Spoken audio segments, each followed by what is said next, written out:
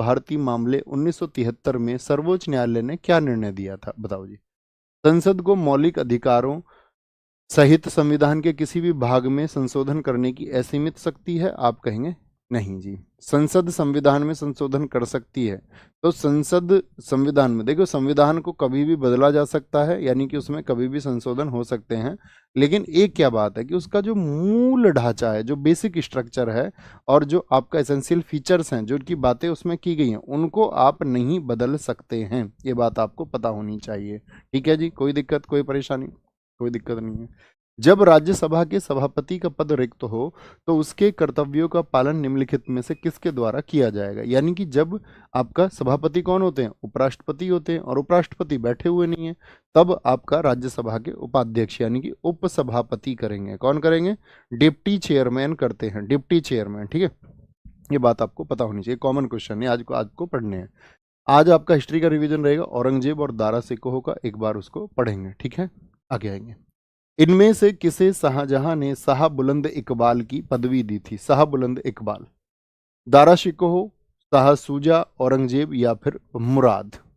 किसने, शाहजहां। शाहजहां का ही बेटा था, तो शाहजहां किसको गद्दी पर बिठाना चाहता था, तो शाह बुलंद इकबाल उसी को कहेगा। क्या बोलेंगे, तो वो दिए आपका दारा शिकोह को।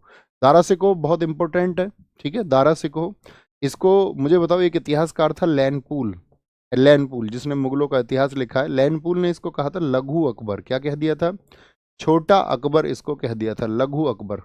इसकी जो रचनाएं होती थी वो किस उपनाम से करता था, बताओ किस उपनाम से, ये उपनाम से रचना लिखता था, रचना लिखता था, बताएंगे किस उपनाम से रचना लिखता था, रचना लिखता था, वो था आपका इसका उपनाम कादरी, कादरी। इसने बहुत बुक लिखी है, बहुत इंपॉर्टेंट बुक है। दिल्ली पुलिस कभी भी हुआ है तो ऐसा कभी नहीं हुआ है कि उस बुक का नाम नहीं पूछा गया हो।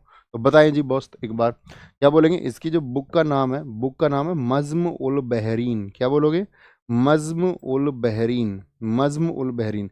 एक इसने 52 उपनिषदों का ट्रांसलेशन किया था, उसका क्या नाम है, जो 52 उपनिषदों का इसने अनुवाद किया। हिंदू धार्मिक ग्रंथों को बहुत पढ़ता था। 52 उपनिषदों का, 52 उपनिषदों का अनुवाद इसने किया, और उस अनुवाद को कहा जाता है सीर ए अकबर। क्या कहा जाता है, सिर भी कहा जाता है, कई बार सीर कहा जाता है, सीर ए अकबर कहा जाता है, सीर ए अकबर कहा जाता है। इसके गुरु का नाम बताओ, गुरु का नाम क्या था, दारा सिकोह के मियाँ मीर था। क्या था, मियाँ मीर इसके गुरु का नाम था, मियाँ मीर। क्या बोलोगे, मियाँ मीर। ये इसके आध्यात्मिक गुरु थे, याद रखना, स्पिरिचुअल टीचर थे। आध्यात्मिक, क्या बोलोगे, आध्यात्मिक गुरु थे इनके, आध्यात्मिक गुरु थे।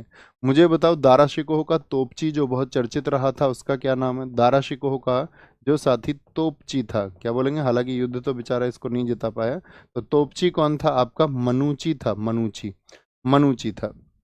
लेकिन मुझे बताओ, जो मैंने बताया था औरंगजेब को कहाँ पर सूबेदारी दी गई थी, भैया दक्षिण में दी गई थी, वो दक्षिण से आया था। और आपका क्या करता है, इसकी गर्दन कटवाता है दारा सिकोह की, और अपने पिता को भिजवाता है शाहजहां को, जब वो कैद में रहता है, ये लो अपने प्रिय बेटे की गर्दन थाली में रखवा के। तो इनके बीच में 3 युद्ध हुए थे। क्या बोलेंगे, दारा वर्सेज औरंगजेब। ठीक है, दोनों भाइयों के बीच में 3 युद्ध हुए। औरंगजेब दक्षिण से आया, बाकी भाइयों को उसने बहकाया। तो पहला युद्ध कौन सा हुआ था, तो पहला हुआ था धर्मट का युद्ध। कौन सा, धर्मट का युद्ध हुआ था। और धर्मट का जो युद्ध हुआ था, ये हुआ था 8 जून 1658 को। कब, 8 जून 1658 को। इसके बाद में, धर्मट के बाद में सामूगढ़ का हुआ था, सामूगढ़ जो कि आगरा के समीप पे हुआ। ये 2 दिन बाद हुआ, यानी कि 10 जून 1658 को। फिर ये भाग जाता है दारा सिकोह। फिर तीसरा वॉर होता है देवराई का, ये कहाँ पर हुआ था, अजमेर में हुआ था। कहाँ पर, अजमेर में। ये हुआ था 1659 में। देखिए, यहाँ पर पूछा था धर्मट का जो युद्ध हुआ था, ये कहाँ पर हुआ था, उज्जैन, एमपी क्षेत्र में। यानी औरंगजेब दक्षिण से उत्तर की तरफ बढ़ रहा है। सामूगढ़ हुआ आपका आगरा में, और ये यहाँ से जब भाग जाता है तो देवराई कहाँ पर हुआ, अजमेर में हुआ। कहाँ पर हुआ, अजमेर में हुआ, अजमेर में। कौन बताएगा, जो साथी आपका दारा शिकोह थे, तो दारा शिकोह को कौन से सिख गुरु का समर्थन मिला हुआ था, बताएंगे। और वो कौन से नंबर के गुरु थे, बोलेंगे भी फटाफट से। सारे लोग बोलेंगे भैया आपका कैग वर्तमान में नहीं, संजय मूर्ति हैं। अभी 2024 से ही तो उन्होंने, उनकी जगह पहले कौन था, उनकी जगह, उनकी जगह पहले एक व्यक्ति थे ना,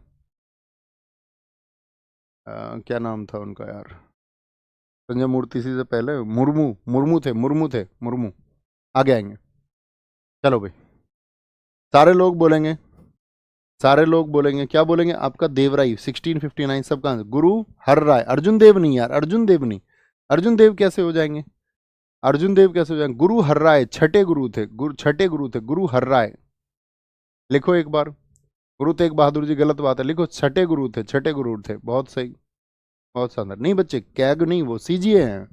सीजीए जो आप कह रहे हैं ना, टीसीए कल्याणी, वो सीजीए है, वो होते हैं कंट्रोलर जनरल ऑफ अकाउंट्स।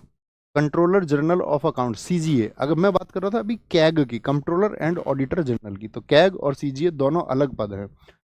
निम्नलिखित युद्धों को कालक्रमानुसार व्यवस्थित कीजिए और नीचे दिए गए कूट के आधार पर सही उत्तर दीजिए। धर्मट, बहादुरपुर, खजुआ और सामूगढ़। तो पहले तो क्या हुआ? धर्मट ही हुआ। धर्मट के बाद में आपका सामूगढ़ हुआ। बहादुरपुर बहुत पहले हो गया था। सबसे पहले इसमें बहादुरपुर ही हुआ है। चार सामूगढ़ हो जाएगा और फिर आपका 3 हो जाएगा। देवराय सामूगढ़ हो जाएगा और फिर आपका 3 हो जाएगा। देवराई इन्होंने दिया नहीं है। 2 1 4 3, ऑप्शन डी क्या हो जाएगा? एकदम से सही हो जाएगा, एकदम से सही हो जाएगा। औरंगजेब को आज आप पढ़ेंगे, एक बार रिवाइज करेंगे। औरंगजेब ने किसको साहिबात उज्जमानी की उपाधि धारण की थी? साहिबात उज्जमानी की उपाधि, तो वो उसकी बहन है कौन? जहान आरा। कल भी मैंने आपको बताया, जहान आरा, ठीक है। जहान आरा, अगर जहान आरा नहीं, जहान आरा के बारे में ज़्यादा कुछ नहीं याद रखेंगे।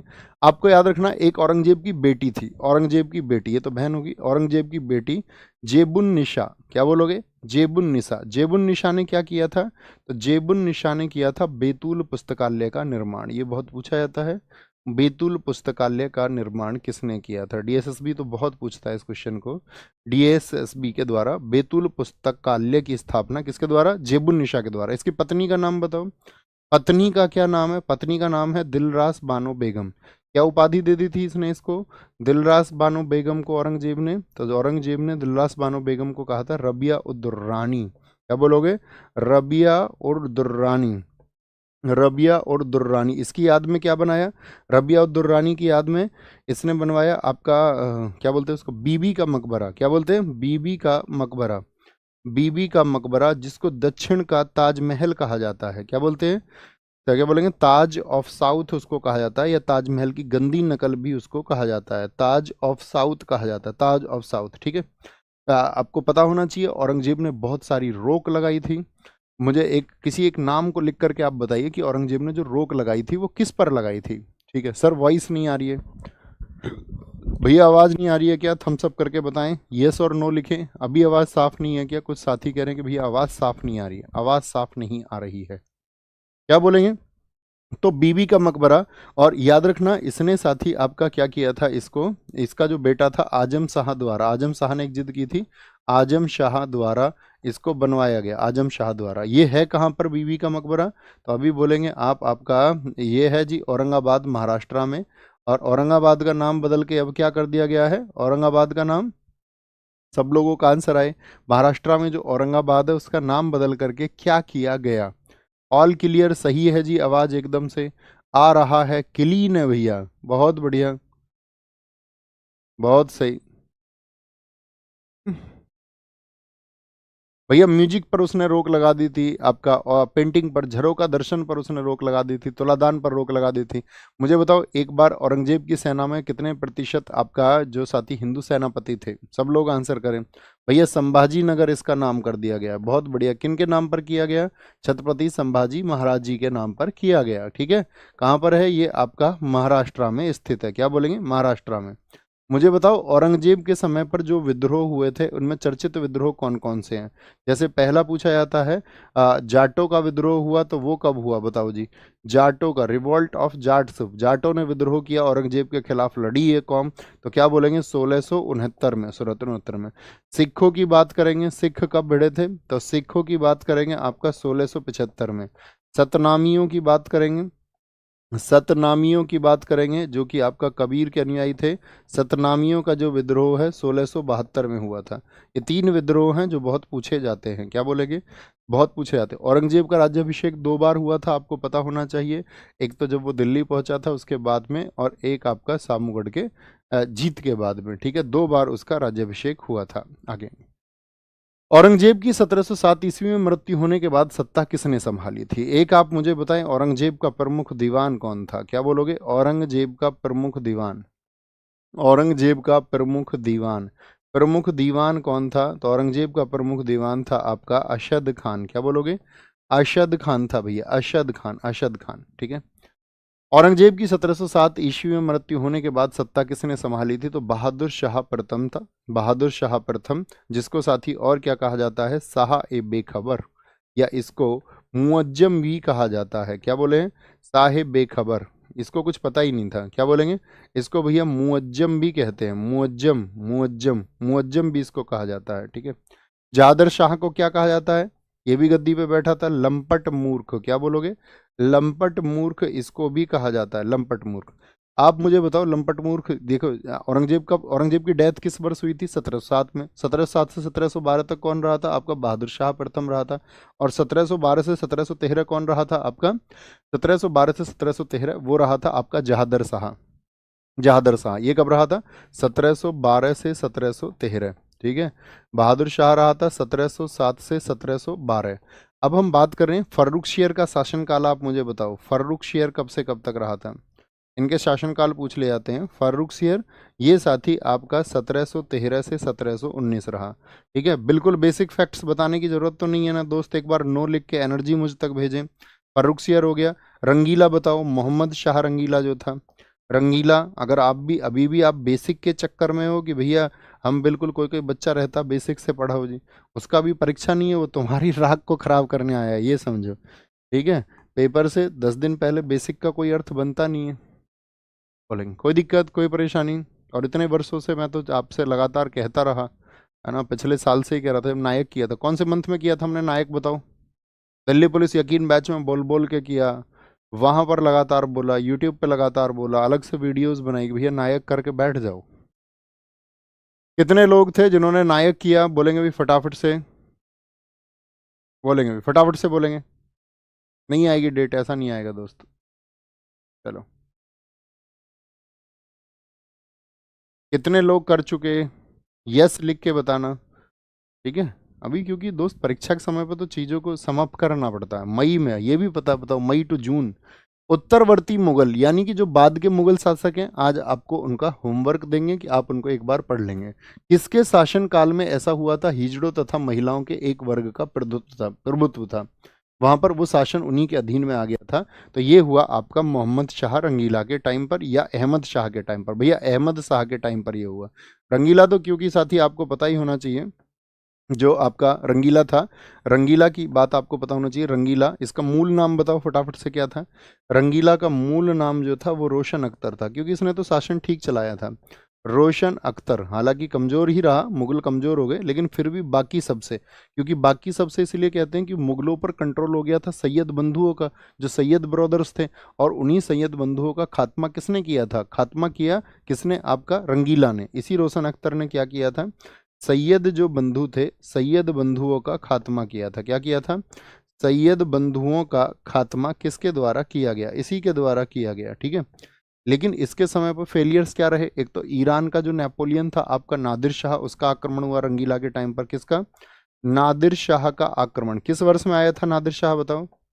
नादिर शाह का आक्रमण, दोस्त अतिरिक्त बातें ना करें, requesting to you. Nadir Shah का आक्रमण हुआ था 1739 में। क्या ले गया था नादिर शाह यहाँ से? तो भैया कोहिनूर हीरा ले गया था आपका, कोहिनूर हीरा ले गया था आपका, तख्ते ताउस को ले गया था आपका, और कहते हैं लगभग 70 करोड़ के जवाहरात वगैरह कुछ ले गया था आपका। ठीक है। कोई दिक्कत, कोई परेशानी? क्या बोलेंगे? आपका अहमद शाह के समय पर यह हुआ था। नेक्स्ट आगे आएंगे। निम्नलिखित में से कौन आंतरिक जलमार्ग की तरह प्रयुक्त हो रहा है? वाटरवेज पढ़ने हैं आज हमको। कोलकाता और धुबरी के मध्य जो ब्रह्मपुत्र नदी है, हल्दिया और इलाहाबाद के मध्य जो गंगा है। मुझे बताओ हमारे देश में जो टोटल, अगर हम बात करते हैं वाटरवे, कितने हैं? क्या बोलोगे?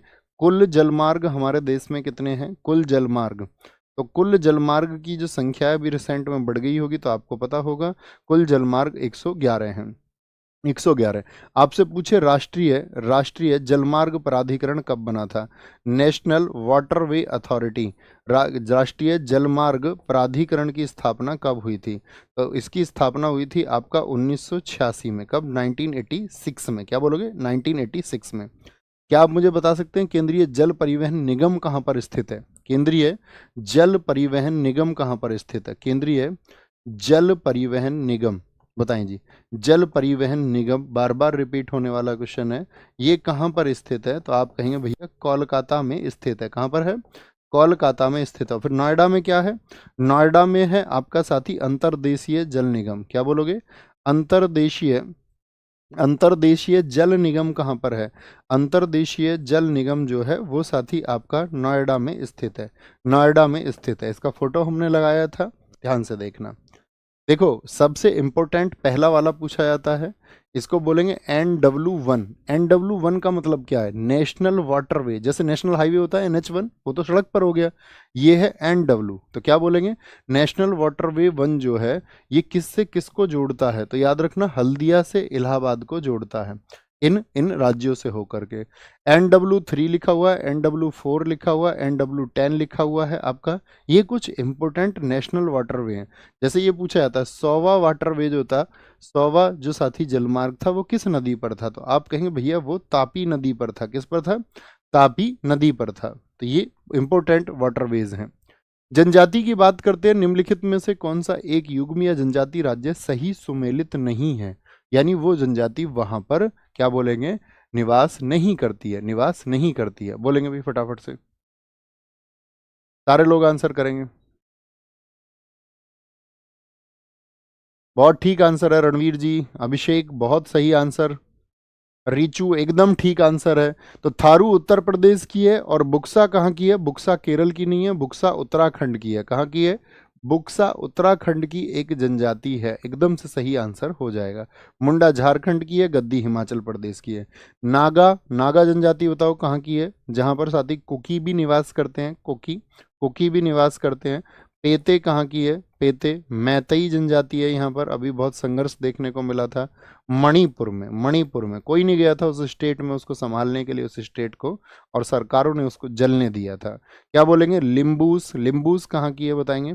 लिम्बूस भैया आपका सिक्किम की जनजाति है, सिक्किम की, सिक्किम की जनजाति है, सिक्किम की। कोन्याक कहाँ की जनजाति है बताएंगे जी फटाफट से? कोन्याक, कोन्याक कहाँ की जनजाति है? तो कोन्याक है भैया आपका ये नागालैंड की जनजाति है। क्या बोलोगे? नागालैंड की जनजाति है। तमरिया जनजाति बताओ कहाँ की है? बहुत पूछी जाती है, तमरिया और बिरहोर। क्या बोलेंगे?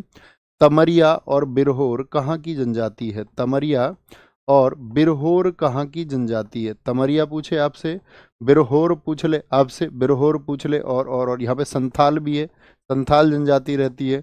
मुंडा जनजाति यहाँ पर रहती है, मुंडा जनजाति। ये चारों जनजाति कहाँ की हैं? तो क्या बोलेंगे? ये भैया आपका झारखंड की जनजाति हैं। कहाँ की? झारखंड की, झारखंड की। एक साथी आपसे पूछा जाएगा अंगामी कहाँ की है? अंगामी, तो अंगामी जनजाति ये नागालैंड की है। कहाँ की है जी? आगामी जनजाति जो है वो आपका अंगामी नागालैंड की है। एक पूछी जाती है जारवा, जारवा और सोमपेन जनजाति पूछी जाती हैं। सैंटिनली भी पूछ ली जाती है, सैंटिनली भाषा है वो वहाँ की। अंडमान और निकोबार की, अंडमान निकोबार की। आपसे पूछ ले जौनसारी जनजाति कहाँ पर रहती है? जौनसारी, तो जौनसारी जनजाति है आपका उत्तराखंड की। लेपचा जनजाति बताओ मुझे कहाँ से संबंध रखती है? लेपचा आपको बताना है। लेपचा जनजाति का संबंध किस राज्य से है बताएं एक बार? तो लेपचा जनजाति भैया जी सिक्किम से संबंध रखती है। कहाँ से? सिक्किम से उसका संबंध है, सिक्किम से उसका संबंध है, सिक्किम से। ओके। निम्नलिखित में से कौन सा शोध संस्थान है वो सही सुमेलित नहीं है? सही सुमेलित नहीं है, बताएं एक बार। सही सुमेलित नहीं है। दोनों लैंग्वेज में नहीं लिख सकते हैं दोस्त, बहुत लंबा लगेगा, हम बोल देते हैं। और आपको ऐसा कोई है नहीं, कुछ वर्ड ऐसा है नहीं इंग्लिश में लिखा ही रहता है जो समझ में नहीं आए। बोलेंगे पर मेरी क्लास लाइव नहीं चल रही है, एक बार कैंसिल करके वापस क्लास में आओ। जिसका ठीक नहीं चल रहा है वापस आ जाया करो। निम्नलिखित में से कौन सा शोध संस्थान सही सुमेलित नहीं है? शुष्क वन अनुसंधान संस्थान यानी कि एरिड फॉरेस्ट के लिए, एरिड फॉरेस्ट के लिए कहाँ पर है? क्या जोधपुर में है? एकदम से सही है। हिमालय वन अनुसंधान संस्थान ये शिमला में है। वन अनुसंधान संस्थान ये देहरादून में है। लकड़ी के लिए जो साथी institute of would science and technology है, क्या ये हैदराबाद में है? तो आप कहोगे नहीं भैया ये बंगलुरु में है। कहाँ पर है? ये बंगलुरु में स्थित है, बंगलुरु में। नेशनल न्यूट्रिशन इंस्टीट्यूट बताओ, राष्ट्रीय पोषण संस्थान कहाँ पर है? राष्ट्रीय पोषण संस्थान ये कहाँ पर है? ये आपको आंसर बताना है। नेशनल न्यूट्रिशन इंस्टीट्यूट, राष्ट्रीय पोषण संस्थान, राष्ट्रीय पोषण संस्थान ये साथी आपका कहाँ पर है? तो आप क्या बोलोगे? ये हैदराबाद में है भैया। कहाँ पर है? हैदराबाद में। जैसे अभी हमने बात की थी उपोषण की, ऐसी मुझे बताओ केंद्रीय उपोषण कहाँ पर है? केंद्रीय उपोषण उद्यान, उपोषण उद्यान अनुसंधान संस्थान ये कहाँ पर है? तो जो उपोषण के लिए अनुसंधान संस्थान है वो लखनऊ में है। कहाँ पर है? लखनऊ में। और शीतोष्ण के लिए कहाँ पर है? शीतोष्ण के लिए कहाँ पर है? तो शीतोष्ण के लिए साथी आपका कहाँ पर है? वो जम्मू और कश्मीर में है, जम्मू और कश्मीर में। नीरी एक इंस्टीट्यूट पड़ता है, बताएंगे नीरी का फुल फॉर्म कौन साथी लिख सकता है? नीरी कहाँ पर है? नीरी नागपुर में है। कहाँ पर है? नागपुर में है, नागपुर में। नीरी का फुल फॉर्म सबको लिखना है, क्लास को तब आगे बढ़ाएंगे। ऊपर दिखाएं क्या कह रहे हैं, बोलेंगे भी फटाफट से। सर क्लास जो है आज 15 क्वेश्चन से बोलेंगे। सर आज काला दिन है, इसके बारे में थोड़ी बात कीजिए। काला दिन किस बात का? हमारे यहाँ तो एकदम सफेद दिन है। ओके, यूट्यूब की तरफ से एक गिलीच है भैया। यूट्यूब की यूट्यूब की तरफ से एक गिलीच है, यूट्यूब की तरफ से। शुभम भाई हमारे कह रहे हैं यूट्यूब की तरफ से एक गिलीच है। भारत में सुनहरी क्रांति किससे संबंधित है? सुनहरी क्रांति किससे संबंधित है बताएंगे एक बार। सारे लोग आंसर करें। सुनहरी क्रांति, क्या सुनहरी क्रांति ऊन उत्पादन से संबंधित है, या फिर आपका तिलहन उत्पादन से, पर्यटन विकास से, या फिर बागवानी से संबंधित है? क्या बोलेंगे? बताओ बड़ी फटाफट से। Very good, very good, very good. तो क्या बोलेंगे? ये आपका संबंधित है भैया बागवानी से। किससे? बागवानी से। देखिए तिलहन उत्पादन से कौन सी है? वो साथी आपका येलो रिवॉल्यूशन है, पीली क्रांति है, पीली क्रांति, पीली क्रांति। ठीक है, इसके लिए सैम पित्रोदा ने एक बुक लिखी थी, क्या नाम बताएंगे कौन सी थी? अच्छा, मुझे बताओ श्वेत क्रांति किससे संबंधित है? White revolution. व्हाइट रिवॉल्यूशन श्वेत क्रांति किससे संबंधित है? वो दुग्ध उत्पादन से संबंधित है। किससे है? दुग्ध उत्पादन से संबंधित है, दुग्ध उत्पादन से। नीली क्रांति किससे संबंधित है? नीली क्रांति, नीली क्रांति ये साथी आपका मत्स्य से संबंधित है, मत्स्य से। इसके जनक कौन थे? अरुण कृष्णन ने इसको शुरू किया था, बहुत पूछा जाता है ये नाम। अरुण कृष्णन इसके फादर है, अरुण कृष्णन। मुझे बताओ गुलाबी क्रांति किससे संबंधित है? गुलाबी क्रांति, गुलाबी क्रांति किससे संबंधित है? तो ये है प्याज और झींगा से। क्या बोलोगे? प्याज और झींगा, झींगा से इसका संबंध है, प्याज और झींगा से। ठीक है। अच्छा, लाल क्रांति बताओ किससे संबंध रखती है? लाल, लाल क्रांति है मांस और टमाटर से, मांस और टमाटर से, जिसको साथी आपका विशाल तिवारी ने शुरू किया। प्रोटीन क्रांति बताओ फटाफट से। प्रोटीन क्रांति इसको नरेंद्र मोदी और अरुण जेटली जी ने शुरू किया था। प्रोटीन क्रांति का संबंध किससे है? प्रोटीन जो रिवॉल्यूशन है ये है साथी आपका प्रोटीन क्रांति उच्च उत्पादन से, यानी कि हाई प्रोडक्शन, हाई प्रोडक्शन से, उच्च उत्पादन से, उच्च उत्पादन से। ठीक है। रजत क्रांति बताओ फटाफट से किससे है? रजत क्रांति, तो रजत क्रांति आपका अंडा या मुर्गी पालन से। किससे? अंडा या मुर्गी पालन से। इंदिरा गांधी जी का इस पर विशेष आपका जोर था, विशेष जोर था। काली क्रांति बताओ। काली क्रांति साथी आपका ये पेट्रोलियम से संबंधित है। किससे? पेट्रोलियम से इसका संबंध है। ठीक है। गोल क्रांति बताओ। गोल क्रांति ये किससे है? ये आपका आलू से है। क्या बोलोगे? आलू से है। ग्रे क्रांति बताओ। ग्रे क्रांति का संबंध किससे है? वो उर्वरक से है। किससे है? उर्वरक से है। क्या बोलोगे? ग्रे क्रांति वो साथी आपका उर्वरक से संबंधित है। किससे है? उर्वरक से संबंधित है। ठीक है, उर्वरक से।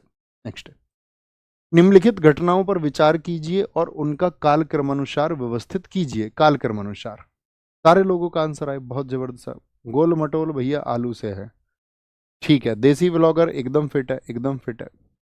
बताएंगे तो उसका कालक्रमानुसार व्यवस्थित कीजिए। मगरमच्छ प्रजनन परियोजना से है। मगर अच्छा सॉरी, कालक्रम यानी मगरमच्छ प्रजनन योजना कब शुरू हुई थी? 1975 की योजना है दोस्त, 1975 की योजना। इसी समय पे कछुए के लिए भी चली थी।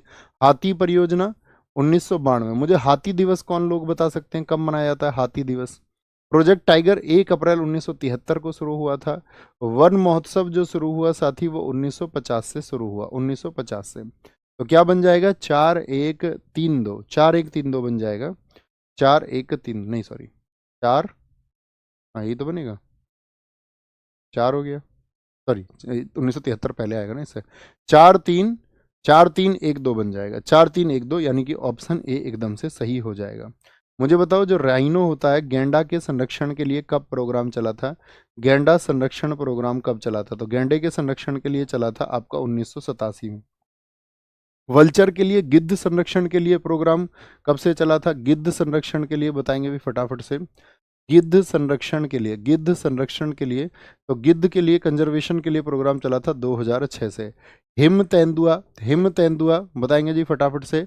हिम तेंदुआ, ये साथी आपका हिम तेंदुआ, तो क्या बोलेंगे? 2009 से। प्रोजेक्ट डॉल्फिन की बात करें, प्रोजेक्ट डॉल्फिन, प्रोजेक्ट डॉल्फिन की बात करें, प्रोजेक्ट डॉल्फिन की बात करें, तो प्रोजेक्ट डॉल्फिन है आपका 2021 से, 2021 से। सर क्लास 15 क्वेश्चन से चल रही है भैया। यूट्यूब की तरफ से अभी बताया ना, यूट्यूब की तरफ से कोई ग्लिच आया है, यानी कि आप वो बच्चे हैं जो क्लास में लेट आए हैं, है ना? आप वही तो लिख रहे होगे, नहीं क्लास 15 तो आप कर चुके होंगे पहले, जो रेगुलर होंगे। बड़ी दिक्कत हो गई। तो ये यूट्यूब की तरफ से कोई ग्लिच है साथी, अभी इन्होंने बताया, बोलेंगे। अब बाबा साहब जी के लिए हमने सुबह एक वीडियो बनाया है साथी, देखिए। आपने सिर्फ उसी प्लेटफॉर्म को बना लिया है अपने महापुरुषों को याद करने के लिए, अपने क्रांतिकारियों को याद करने के लिए, ठीक है? वो आप वीडियो वहाँ देखा करो, जिनको देखना है। जैसे चाहते हैं ना कि आप इसमें पर कुछ शब्द बोले, तो हम ये सोच रहे हैं कि हम क्लास में ना बोल के अलग से वहाँ बोल दिया करें। और थैंक यू। तो क्या बोलेंगे? निम्नलिखित में से कौन सा मुद्रा आपूर्ति या उसके लिए साधारण रूप होता है, जिससे मुद्रा का माप होता है? तो साधारण रूप कौन सा होता है? M3 होता है, M3। मुद्रा के M3, M4, M2 पढ़े होंगे आपने। जैसे M3, M4 को क्या कहा जाता है? M3 और M4 को क्या कहा जाता है? इसको ब्रॉड मनी कहा जाता है, ब्रॉड मनी, विस्तृत रूप, जब सब रूप जुड़ जाए। जैसे कि आपसे पूछ ले M1 प्लस M2 को क्या कहा जाता है, तो इसको बोला जाता है नैरो मनी, जब संकुचित मनी की बात हो। किसकी? संकुचित मनी की बात हो, नैरो मनी। तो M3 भी क्या होता है? ठीक है, जैसे M1 है, M1 की बात करें, ये सबसे महत्वपूर्ण मानक तो M1 को माना जाता है, साधारण मानक होता है M3, तो सबसे महत्वपूर्ण कौन सा होता है? M1 होता है। M1, M2, M3, M4 ये आपको पता होंगे, ठीक है? नहीं तो जब मैंने दे दिया फुल फॉर्म, तो इकोनॉमिक्स फुल फॉर्म, तो आज एक बार देखेंगे इनको। NBFC, नेशनल, नेशनल बोलेंगे भी फटाफट से, या नॉन बैंकिंग फाइनेंशियल कमोडिटी, या फिर नॉन बैंकिंग फाइनेंशियल कॉर्पोरेशन, या नॉन बैंकिंग फाइनेंशियल कंपनी होती है, या फिर कमीशन होता है? तो क्या बोलोगे भैया? नॉन बैंकिंग फाइनेंशियल कंपनी होती है। बोलेंगे भी फटाफट से, क्या हो जाएगा? NBFC क्या होगा?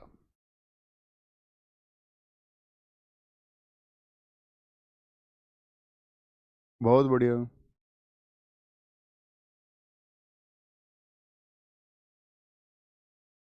कोई बात नहीं बच्चे, 15 से चल रही है, बाद में आ जाएगा वो, अपडेट आ जाएगा, ठीक है? कभी कभी यूट्यूब कर लेता है, आजकल यूट्यूब बहुत कुछ करने लगा है।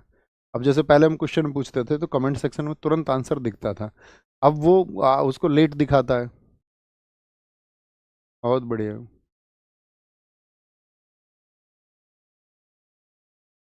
रिचू एकदम ठीक है आंसर बहन।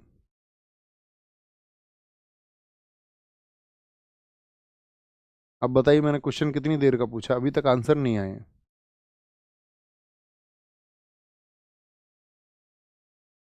कुछ दिक्कत है क्या शुभम भाई? शुभम, शुभम ही चला गया है यहाँ से, शुभम ही नहीं है।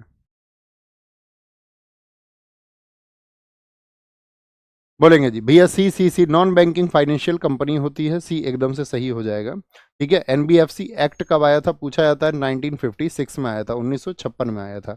एक आप मुझे बताएं, भीम का फुल फॉर्म क्या होता है? भीम का, ठीक है, भीम का फुल फॉर्म क्या होता है? भारत इंटरफेस फॉर मनी होता है। क्या होता है?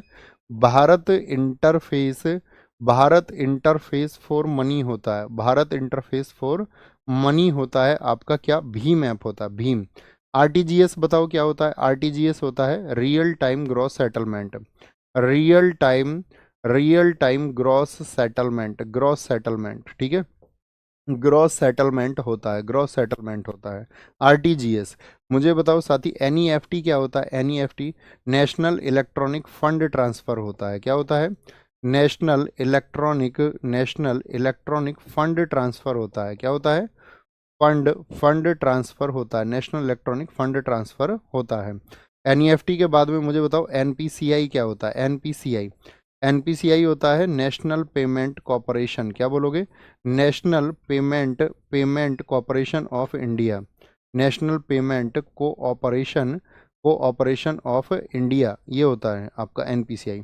आईएफसीआई बताओ, सॉरी आईएफसीआई नहीं, आईएफएससी जो बैंक के लिए होता है, आईएफएससी, इसका फुल फॉर्म बहुत पूछा जाता है। तो आईएफएससी क्या होता है आपका? इंडियन फाइनेंशियल, क्या बोलेंगे? Indian financial system code, Indian financial system code, Indian financial system code होता है, आईएफएससी होता है। क्या होता है? सिबिल क्या होता है? सिबिल बताएंगे फटाफट से, credit information bureau India limited. क्या बोलोगे? सॉरी, सिबिल स्कोर आता है ना, तो सिबिल क्या होता है आपका? क्रेडिट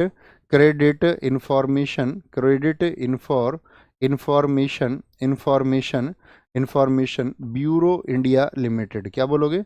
ब्यूरो इंडिया लिमिटेड होता है। क्या बोलेंगे? इंडिया लिमिटेड होता है। बीपीएलआर बताओ मुझे क्या होता है? इकोनॉमिक्स के टर्म में बीपीएलआर क्या होता है? Benchmark prime limited. क्या बोलोगे? बेंचमार्क प्राइम लैंडिंग रेट होता है। क्या होता है? बेंचमार्क प्राइम लैंडिंग रेट होता है, रेट होता है। ठीक है। पीसीए क्या होता है इकोनॉमिक्स के फॉर्मेट में? पीसीए ये होता है प्रॉम्प्ट करेक्ट एक्शन। क्या होता है? प्रॉम्प्ट करेक्ट एक्शन होता है। क्या होता है? करेक्ट एक्शन होता है। ठीक है, करेक्ट एक्शन होता है। एनवीए बताओ क्या होता है? एनवीए आपको बताना है, इकोनॉमिक्स के टर्म में एनवीए का पूरा नाम क्या है? बोलेंगे फटाफट से। एनवीए क्या होता है? सबका आंसर आए। एनवीए क्या होता है? दोस्त बार बार मत लिखो क्वेश्चन का प्लीज, 15 से क्लास शुरू हो रही है। आप क्लास से लेट जुड़े होंगे, जो साथी शुरुआत में टाइम से क्लास को कर रहे होंगे उनकी क्लास में कोई समस्या नहीं होगी, उनकी क्लास बराबर चल रही होगी। जो बीच में जुड़े होंगे उनके लिए कभी कभी ग्लिच आ जाता है। ठीक है, आगे आएंगे।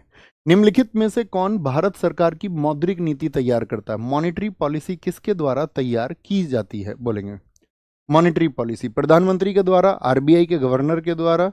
तो क्या बोलेंगे? आरबीआई के गवर्नर के द्वारा ये तैयार होती हैं। ठीक है। और पहली बार मौद्रिक नीति कब आई थी? 27 जून 2016। पहली बार 27 जून 2016 जो मॉनेटरी पॉलिसी आई वो पहली बार आई थी। क्या आई थी? पहली बार। कितने सदस्य होते हैं मौद्रिक नीति समिति में? इसमें 6 सदस्य होते हैं। क्या बोलेंगे? 6 सदस्य होते हैं, और 3 जो होते हैं वो तो रिजर्व बैंक ऑफ इंडिया से होते हैं, और 3 होते हैं आपका सेंट्रल गवर्नमेंट से, यानी सरकार की तरफ से। ठीक है। मौद्रिक नीति की अगर हम बात करें, क्यों लाई जाती है, क्या उद्देश्य होता है मॉनेटरी पॉलिसी का? मौद्रिक नीति का जो उद्देश्य होता है वो होता है साथी आपका वित्तीय या मूल्य स्थिरता। क्या बोलेंगे? वित्तीय या फिर आपका जो मूल्य स्थिरता होती है, स्थिरता, यानी कि फाइनेंशियल और प्राइस स्टेबिलिटी के लिए इसको लाया जाता है। काम वही होते हैं कि रोजगार सृजन और विकास जैसी चीज़ों के पैमाने को देखा जा सके। ठीक है, देखा जा सके। रेट आपको पता होंगी सारी जितनी भी होती है। रेपो रेट कितना चल रहा है अभी, रिवर्स रेपो रेट कितना चल रहा है, करंट अफेयर्स में देख के जाना लास्ट टाइम पे, अभी लास्ट में कितना रहा है। जैसे आपका एसएलआर आपसे पूछा जाता है, स्टैच्यूटरी लिक्विडिटी रेशियो, ये आपसे पूछे जा सकते हैं, ये आपको पता ही होने चाहिए। ठीक है। प्रधानमंत्री फसल बीमा योजना के तहत कितने क्षतिपूर्ति स्तर निर्धारित किए गए हैं? कितने किए गए हैं? 4 क्षतिपूर्ति स्तर है, या फिर आपका 5 इंडेमनिटी लेवल्स हैं, 5 क्षतिपूर्ति स्तर हैं आपका, या फिर आपका 2 है भैया, 3 है, 70, 80 और 90। ठीक है, 3 तरह की क्षति के लिए बनाया गया है। कब आई थी ये प्रधानमंत्री फसल बीमा योजना? 2016 की है। कब आई थी? 2016 की है। 18 फरवरी 2016 की ये योजना है, 2016 की। इस योजनाओं से संबंधित बहुत पूछा जाता है एग्जाम में, जैसे कि आपसे क्वेश्चन पूछा जाएगा। एक पूछी जाती है पीएम जो साथी आपका पीएम सुरक्षा बीमा योजना। क्या बोलेंगे? पीएम सुरक्षा बीमा योजना। सुरक्षा बीमा योजना ये कब आई थी? पीएम सुरक्षा बीमा योजना, इनकी डेट आपको पता होना चाहिए। 9 मई 2015 को आई थी। क्या बोलेंगे?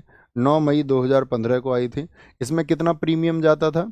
इसमें प्रीमियम जो जाता था, कितने रुपए देने पड़ते हैं साल के? तो इसमें साल के देने जाते हैं 12 रुपये प्रति वर्ष आपको देने पड़ेंगे। फिर क्या मिलेगा आपको? 12 रुपये प्रति वर्ष देने पड़ते हैं। तो इसमें भैया अचानक अगर डेथ हो जाए, एकदम से एक्सीडेंटली कोई डेथ हो जाए, अचानक मृत्यु पर कितने रुपए मिलते हैं? अचानक मृत्यु पर इस पर 2 लाख रुपए का बीमा मिलता है। ठीक है, पूर्ण विकलांगता आ जाए। और आंशिक आए तो, आंशिक विकलांगता आ जाए तो क्या बोलेंगे? 2 लाख रुपए। और आंशिक विकलांगता यानी कि आप थोड़े बहुत घायल हो गए हैं, विकलांगता आ जाए तो क्या बोलेंगे? उस पर आपको 1 लाख रुपए मिलेंगे। कितने? 1 लाख रुपए मिलते हैं। मुझे बताओ, जो फसलों पर जो साथी आपका प्रीमियम दिया गया है, फसलों पर जो प्रीमियम दिया गया है फसलों पर जो प्रीमियम, किस बात पे फसलों में प्रीमियम, यानी कि जो प्रधानमंत्री पीएम फसल बीमा योजना है, पीएम फसल बीमा योजना है, उसमें की बात हम कर रहे हैं, पीएम फसल बीमा योजना। तो उसमें प्रीमियम जो दिया गया है रबी की फसलों पर कितना है,